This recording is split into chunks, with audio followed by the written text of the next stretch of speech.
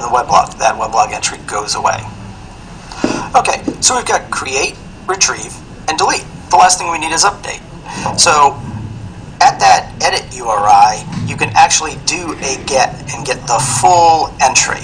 And you will need to do that because according to the Atom Publishing Protocol specification, the entry that sits in the collection may not be the full entry. It might be abbreviated in order to keep bandwidth down. So I can go to that edit URI, do a get, and get the full representation. Now, if I wanted to update what was going on, I could actually modify that entry on my client and then put it back to that exact same URI.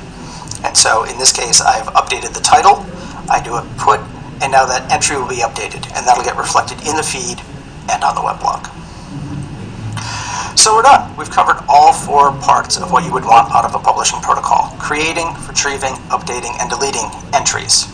Well, we're at least done as far as text is concerned. What about media? What if I wanted to add an image or a sound or video? How do you do that in the Atom Publishing Protocol? Really, it's again, the simplest possible thing you could imagine. We take your media and you send that in an HTTP post request, again, to the same exact collection URI. That adds it to there. Media is slightly different in that when I post media, I actually create 2 distinct resources. I'm going to create a resource with a URI that is the actual media itself, like the image.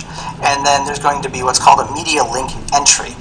That's the metadata about the picture, the title, the time it was posted, etc.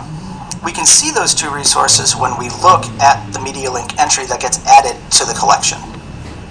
The edit link points, like I said, to the media link entry, and you can manipulate that just like we did previously with